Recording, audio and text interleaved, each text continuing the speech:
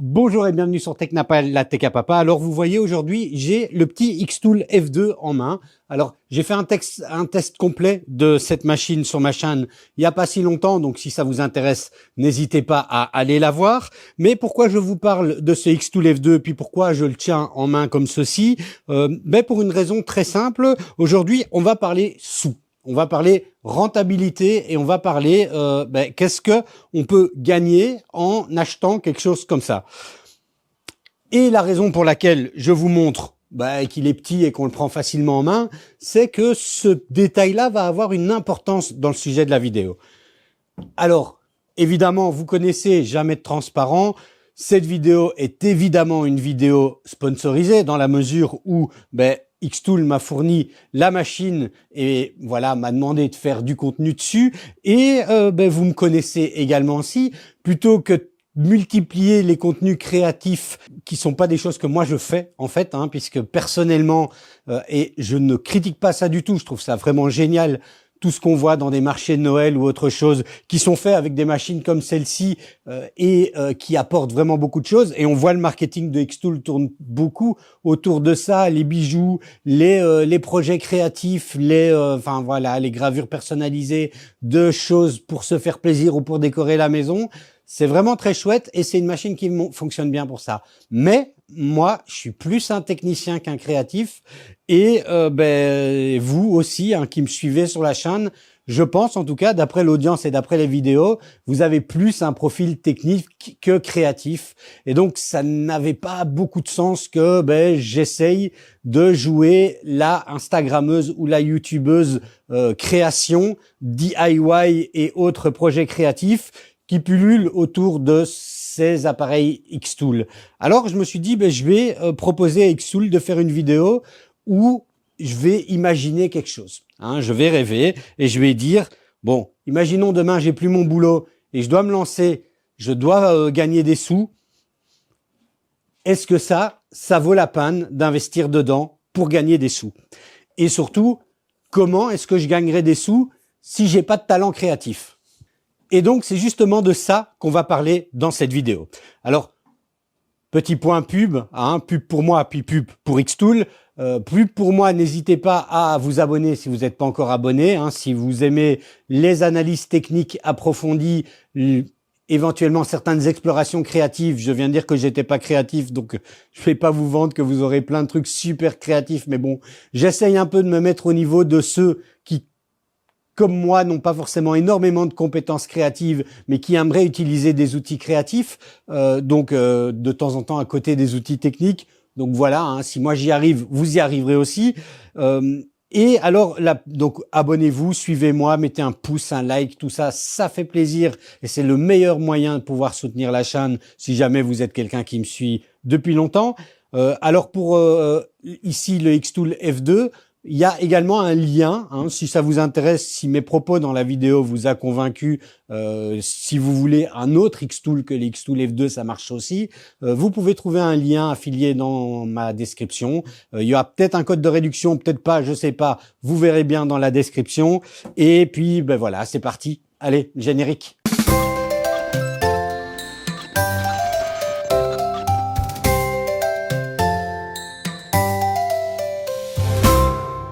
Alors, quand on parle de rentabilité avec un laser, beaucoup pensent immédiatement artisanat, je l'ai dit dans mon introduction, personnalisation créative, vente en ligne ou marchés locaux, et cette approche fonctionne très très bien pour certains profils. Mais aujourd'hui, je vais parler d'une autre approche, comme je le disais, qui convient peut-être mieux aux profils techniques et pas très créatifs, mais qui ont envie d'investir et de gagner des sous avec ce genre de produits. La question c'est, et si on arrêtait de penser produit, mais qu'on pensait service? Donc aujourd'hui, ce que je vais vous proposer, c'est de réfléchir avec moi et je vais vous présenter 3 idées de business, en tout cas les idées que moi je me serais dit, tiens, si vraiment je devais arrêter mon activité principale et essayer de vivre de ces appareils, lesquels je prendrais n'ayant pas cette patte créative qui me fait dire que je serais capable de produire des choses que les gens seraient capables d'acheter.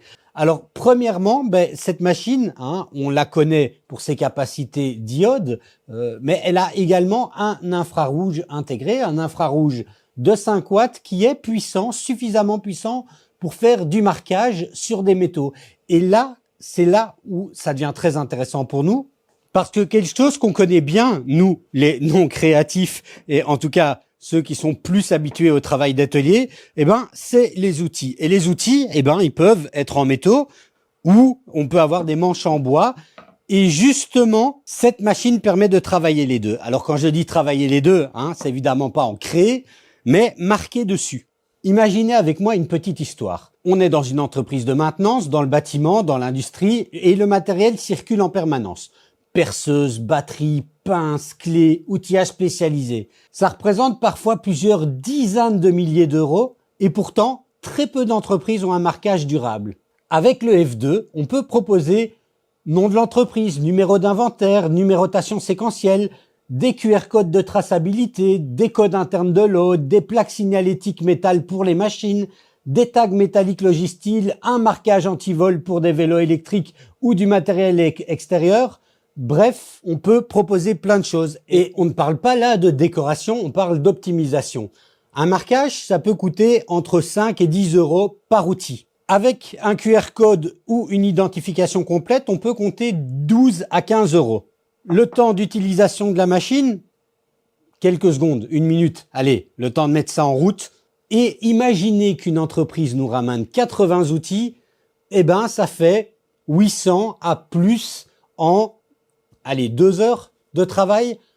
C'est donc quelque chose qui est quand même très rentable. Bon, alors évidemment, à ça, il faut compter les taxes, etc. C'est pas du bénéfice pur, mais en tout cas, on voit qu'on dégage quand même une petite marge.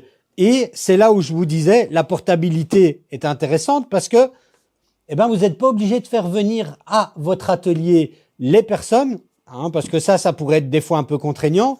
Vous pouvez très bien l'emporter chez votre client et faire le marquage directement. Alors, pour vous faciliter la vie, et je remercie quelqu'un qui se reconnaîtra pour avoir fourni ça, vous pouvez très bien imprimer comme ceci, si vous avez une imprimante 3D, imprimer des gabarits, et ça va vous faciliter la vie. Si vous savez que vous avez des gabarits de clés anglaises, ici c'est pour des business cards, là ici c'est un gabarit circulaire, mais vous pouvez tout à fait vous imprimer des gabarits, et ça permet de même plus vous casser la tête au niveau des positionnements. Et donc je disais, vous l'emportez, comme c'est très léger, vous l'emportez avec vous, vous le mettez là dans l'entreprise, avec votre téléphone ou avec un petit ordinateur portable, vous lancez les gravures, et les gravures, vous avez vu ça, et puis je vous renvoie au test vidéo précédent, ça prend quelques secondes pour marquer un outil grâce à l'infrarouge ou au diode si vous êtes sur du bois. Alors pourquoi ce business peut marcher et pourquoi est-ce qu'une entreprise va pas envoyer tous ses outils dans un grand business? Mais justement, c'est ce petit côté local, ce petit côté industriel. Vous allez voir les entreprises qui sont autour de chez vous, vous leur proposez ce service. Il y a des groupes Facebook, des communes, ça marche très bien pour dire ceci. Pour les entreprises, c'est vraiment compliqué de se dire je vais envoyer tous mes outils à une grosse société qui a plein de lasers et qui va me faire ça pour un coût beaucoup plus petit. Vous allez me dire, l'entreprise peut très bien s'acheter un Xtool F2 et marquer ses outils. C'est vrai. D'ailleurs, si vous regardez ça, c'est peut-être une idée qui sort un peu dans le cadre de cette vidéo. Achetez-vous un Xtool F2 et gravez vos outils dans votre entreprise. C'est un investissement quand vous voyez pour tout le suivi. Évidemment, si vous êtes tout seul, on parle ici de moyennes entreprises, pas des entreprises qui ont quand même un certain nombre de salariés, même rien qu'une flotte de 6 ou 7 ouvriers dans une entreprise de plomberie, c'est déjà suffisant. On parle pas de multinationales ici. Et vous avez peut-être le temps de le faire. Les entreprises n'ont pas le temps d'acheter une machine et de demander à leurs employés, leurs ouvriers, de commencer à faire l'inventaire et le marquage. Vous avez le temps et ce temps, ils vont vous le payer. Alors, un autre plan d'attaque, une autre idée pour faire du business, et après, elles peuvent toutes se mélanger, comme ça vous touchez plus de clients, c'est les cadeaux d'entreprise. À certaines périodes de l'année, à l'approche des fêtes pour la plupart, mais également à d'autres moments pour une pension, etc., les entreprises moyennes, petites et moyennes, ont envie de faire des cadeaux et des cadeaux personnalisés. Alors, cette machine est excellente pour ça. Vous pouvez vous faire un petit gabarit et personnaliser ce genre de choses. Un petit bic avec le laser infrarouge, un bic métallique comme ça se personnalise. C'est hyper facile. Ou encore des petites plaques comme ceci pour mettre sur des casiers dans une entreprise, sur la sonnette d'une porte, etc. Les cartes de visite métalliques qui font toujours un petit effet. On peut avoir une gamme remplie d'objets personnalisés qui peuvent être intéressants pour les entreprises. Et vous pouvez facturer ça, vous facturez en fait le service.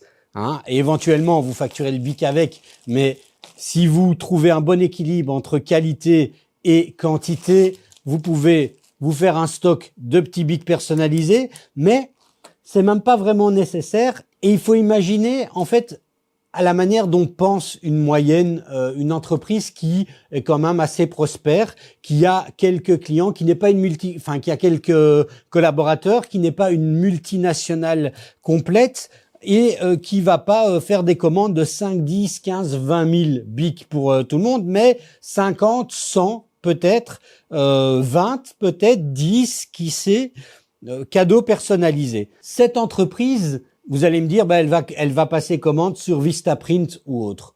Peut-être, mais ça va mettre du temps à arriver, elle n'est pas certaine de la qualité, et des fois, l'entreprise préfère mettre un petit peu plus parce que c'est son image de marque qui est en jeu, et savoir qu'il y a un entrepreneur local réactif à qui ils peuvent passer un coup de fil, et le lendemain, ils ont pour le départ à la pension pour lequel on avait oublié de prévoir les choses et tout ça, ça, c'est une valeur ajoutée pour eux. C'est une valeur ajoutée, encore une fois, que vous pouvez leur offrir avec cette machine. Encore une fois, vous pouvez très bien essayer de démarcher commercialement toutes ces entreprises du coin et venir proposer une démo. Là, encore une fois, la portabilité de l'appareil ajoute une valeur ajoutée à cette possibilité de démo, puisque vous pouvez aller avec, leur montrer avec un bic, avec une carte de visite, avec une petite plaque, et c'est parfait.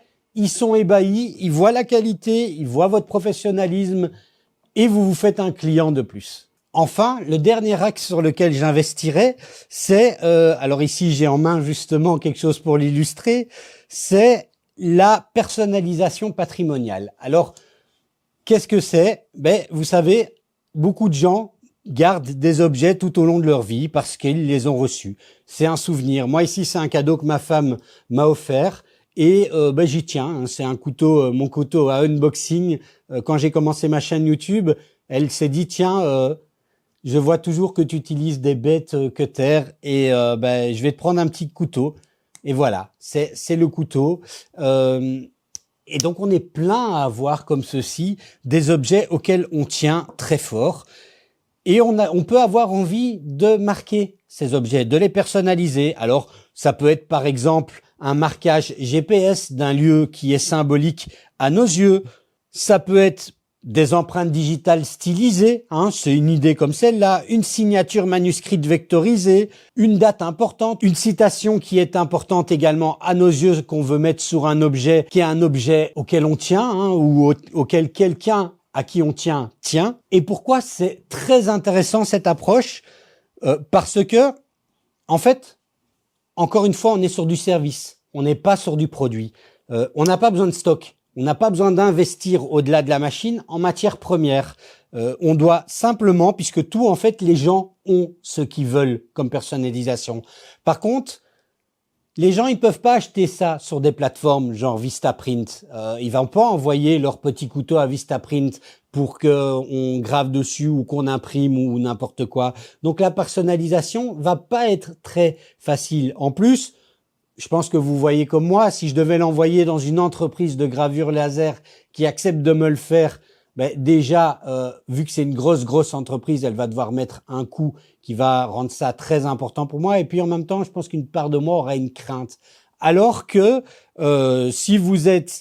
si comme moi, si vous êtes à l'aise avec les marchés, vous pouvez tout à fait prendre un stand sur un marché et proposer la personnalisation d'objets. Hein, voilà, ça peut arriver. Mais si comme moi, vous n'êtes pas à l'aise du tout à vous installer sur un marché avec une machine comme celle-là, vous proposez le produit à domicile ou vous proposez que les personnes viennent chez vous et ils viennent avec leur objet. Et pour leur objet, ils ont besoin de quelque chose, de sécurité. Ils ont besoin que ça marche bien. Et vous avez besoin, l'objet, vous savez pas toujours la matière. L'avantage du Xtool, pour ceux qui connaissent pas, c'est la communauté derrière et surtout la bibliothèque de matériaux, son usage extrêmement facile. Pour prendre une comparaison, si jamais ceux qui me suivent connaissent un peu plus l'impression 3D, Xtool, on est un peu sur le Bambu Lab du graveur laser. Ça veut dire qu'on a une grosse communauté derrière, un produit qui est certes peut-être un peu plus cher que d'autres produits concurrents, mais qui offre une expérience tellement simplifiée et tellement simple que vous n'allez pas devoir cramer un objet qui appartenait à l'arrière-grand-père du cousin, du frère de la personne qui est venue vous le déposer pour pouvoir fournir votre service. Et vous pourrez offrir ce service personnalisé, de confiance, à quelqu'un qui reviendra vers vous, qui parlera de vous via le bouche à oreille. Et donc voilà, c'est une approche que j'avais à vous proposer. Et vous allez me dire, mais quel coût, hein? Combien est-ce que je fais payer ceci à une personne? Ça, c'est toute la difficulté. C'est toute la difficulté. Vous allez vous dire, oui, mais moi, ça dure 2 secondes. Je le mets dedans, je vais demander 2 euros. Mais non, en fait, puisque là, vous pensez en termes de produit. Et vous devez penser avec ceci en termes de service. La personne qui aura le petit mot gravé et qui rappellera la rencontre, qui rappellera les choses, elle mettra 15, 20, peut-être 30 euros pour ce service de personnalisation si vous faites un truc nickel, super beau. Alors évidemment, je vous conseille pas d'acheter la machine et dès le lendemain, commencer à aller partout. Prenez-la en main. Mais comme je le disais, elle se prend en main très facilement. Et une fois que vous l'aurez prise en main, eh ben, vous pouvez commencer à faire du bénéfice. Et à ce moment-là, le prix de la machine commence à se voir différemment. Hein, c'est sûr que si on est dans une logique d'acheter la machine pour le loisir, et on peut, y a plein de gens qui ont un peu plus de moyens, qui veulent investir dans leur loisir et qui l'achètent uniquement pour leur loisir personnel. Ça marche aussi très très bien. Mais si vous vous dites, je veux pas l'acheter à moins que je suis sûr du retour sur investissement, le retour sur investissement est possible si vous pensez comme ceci à des marchés de niche et si vous pensez un petit peu en dehors, au-delà de la boîte, out of the box, par rapport au marketing global qu'on voit souvent sur ce genre de produit. Donc voilà, dites-moi dans les commentaires ce que vous avez pensé de cette vidéo et de cette idée. Merci encore à Xtool de m'avoir fourni la machine. Et puis moi, je vous dis à la prochaine.